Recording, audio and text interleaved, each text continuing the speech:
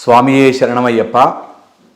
ఈ సమయంలోనూ నార్మల్గా నవంబర్, డిసెంబర్, జనవరి సమయంలో అయ్యప్ప భక్తుల్ని ఎక్కడ చూసినా కనిపిస్తారు మనకి. నల్లటి వస్త్రాలు వేసుకుని కఠినమైన దీక్షలు చేస్తూ చాలామంది కనిపిస్తారు. అయితే అయ్యప్ప దీక్ష చేస్తున్న వాళ్ళకి సపోర్టివ్గా, దీక్ష చేసే వాళ్ళదే కాదు, చుట్టూ సపోర్టివ్గా చాలామంది నిజంగా నిష్టగా ఉంటారు.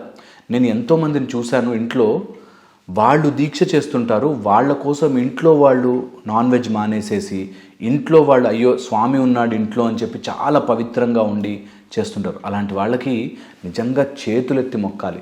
వాళ్ళు వెళ్ళలేకపోయినా స్వామి అంటే ఇంట్రెస్ట్ ఉండి ఎంతో అద్భుతంగా దీక్షలు చేస్తుంటారు.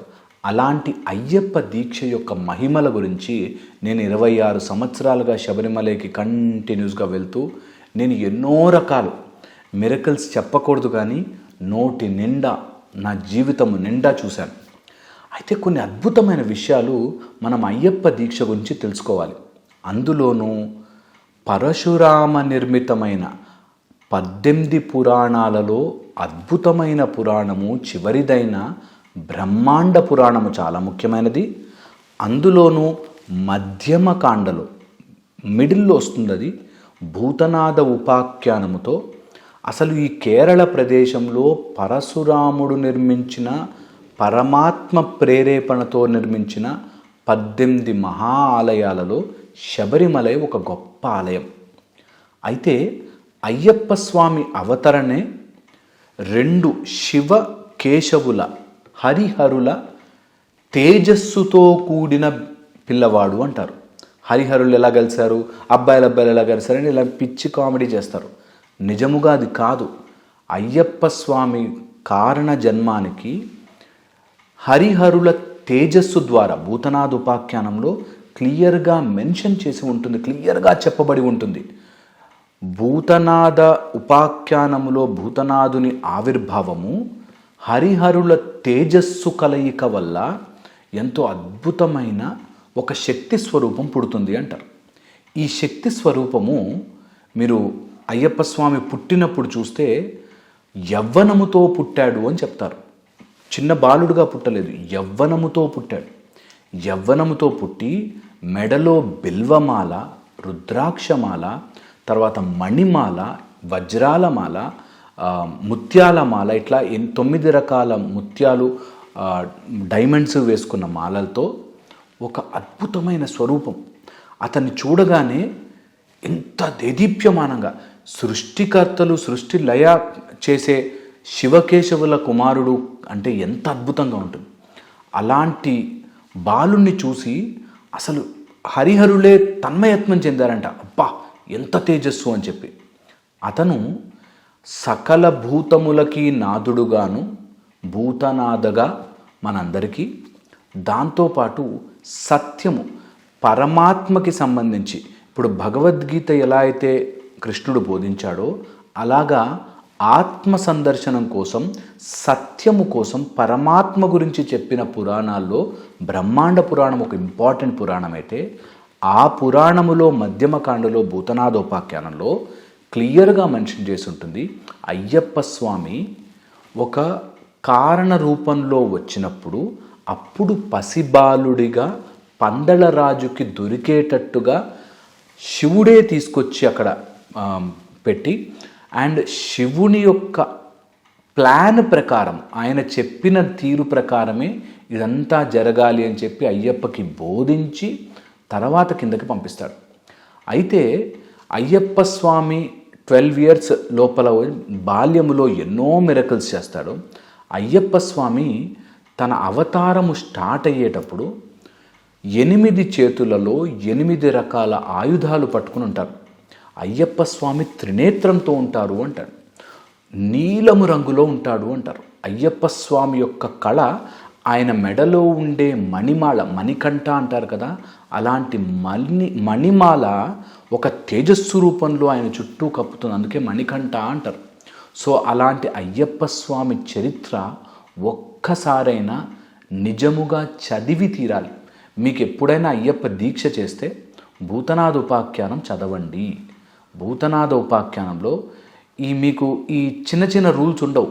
ఇది శబరిమలైకి వెళితే గంటలు తెంపుకు రావాలి, లేకపోతే ప్రదక్షిణం అయితే 3 సార్లు ఇలా చేయాలి, హారతి కర్పూరం వేస్తే మెడలో మాల 3 సార్లు తిప్పాలి, ఇట్లాంటివి కాదు.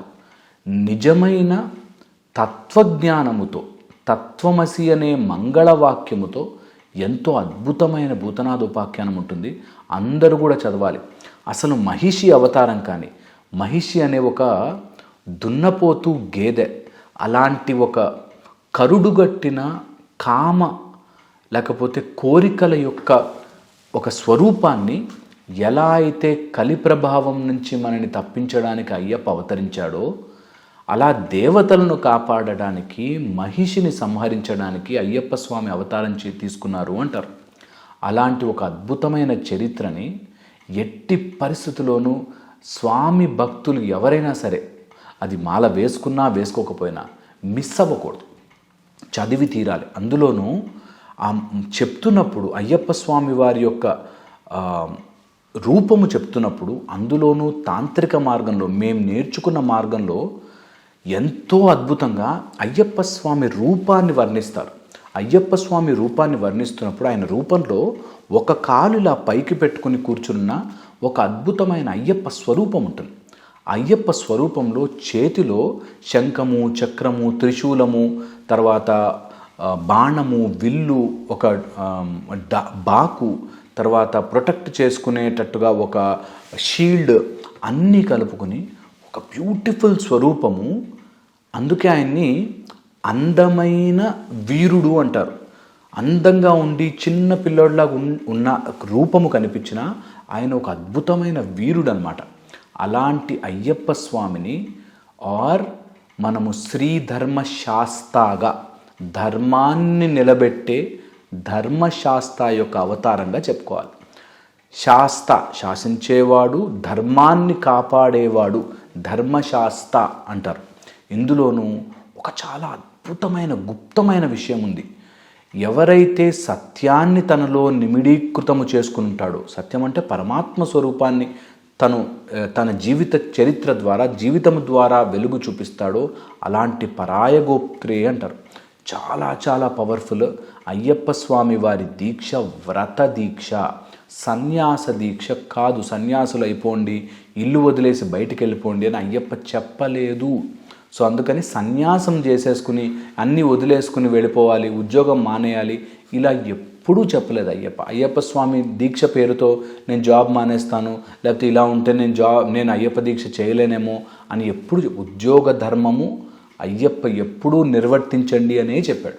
అలాంటి అయ్యప్ప ఉద్యోగ ధర్మం చేసుకుంటూ, అయ్యప్ప దీక్ష చేస్తూ, పాదాలకి ఏ చెప్పులు వేసుకోకుండా నేల మీద పడుకుని, ఒక చిన్న చాప లాంటిదో లేకపోతే ఒక చిన్న వస్త్రం వేసుకుని నేల మీద పడుకుని ఒక 45 రోజులు అయ్యప్ప స్వామి వారిలా నైష్టిక బ్రహ్మచర్యం.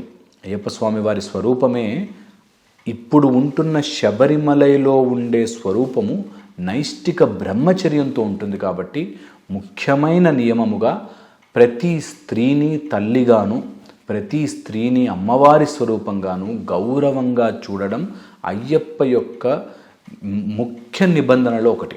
అలాంటి నిబంధనను ఫాలో అవుతూ ఉంటే మనలో తెలియకుండానే ఒక టైప్ ఆఫ్ కామకోరిక తగ్గి, కామము తగ్గి, క్రోధము తగ్గి, నిజంగా మనిషి అధోగతి పాలు కాకుండా ఉండే ఒక అద్భుతమైన అంశము, అద్భుతమైన ప్రక్రియ అయ్యప్ప స్వామి దీక్ష. ఇలాంటి దీక్షని అందరూ చేయాలి. అయ్యప్ప స్వామి దీక్షకి సంబంధించి ఏమైనా క్వశ్చన్స్ ఉంటే నాకు తెలిసిన మేరకు నేను కనుక్కుని, మా గురుస్వాములైనా కనుక్కుని, లేదా నాకు తెలిసినవి మీకు ప్రూఫ్స్తో సహా విత్ వాటితో సహా పెట్టే ప్రయత్నం చేస్తాను. మీకు ఏదైనా డౌట్ ఉంటే కింద కమెంట్ సెక్షన్లో పెట్టండి, ఖచ్చితంగా మాట్లాడే ప్రయత్నం చేద్దాం.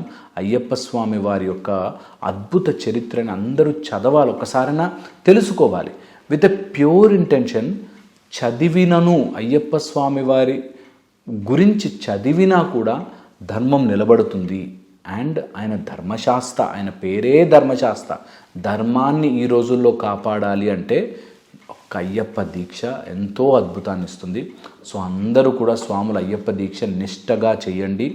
మీ వల్ల, మీ దీక్షని చూసి నలుగురు ప్రేరేపితమై, అబ్బా ఎంత బాగుంటుందో ఆయన దీక్ష చేస్తుంటే మేము చెయ్యాలి దీక్ష అనేలా ఉండాలి. కానీ మళ్ళీ అయ్యప్ప దీక్ష ఏంట్రా ఆవిడ ఎప్పుడు చూడు ఇట్లాగా అనేటట్టుగా అనిపించుకోకూడదు, ఎప్పుడు అనిపించుకోకూడదు. అందుకనే నలుగురు మనని చూసి ముచ్చటపడి అయ్యప్ప దీక్ష చెయ్యాలి అనిపించాలి. అలా మీరందరూ దీక్ష చేయండి, అందరూ కూడా దీక్ష చేయండి. చెయ్యలేని వాళ్ళు కొంతమంది లేడీస్ ఏజ్ రెస్ట్రిక్షన్ ఉంటుందిగా, అలాంటి వాళ్ళు మానసిక దీక్ష అయ్యప్ప స్వామిని దీక్ష రూపంలో ఒక 36 రోజులో 40 రోజులో అయ్యప్ప స్వామినే తలుచుకుంటూ అండ్ ఈజియెస్ట్ స్వామియే శరణమయ్యప్ప అనే తారక మంత్రాన్ని ఎన్నిసార్లు జపించుకుంటూ ఉంటారో అంత మంచిది. ఊపిరి అయిపోయేటట్టుగా అయ్యప్ప దీక్ష చేసే వాళ్ళకి ఊపిరిగా మారిపోయేటట్టు స్వామియే శరణమయ్యప్ప, స్వామియే శరణమయ్యప్ప అనుకుంటూ ఉండండి.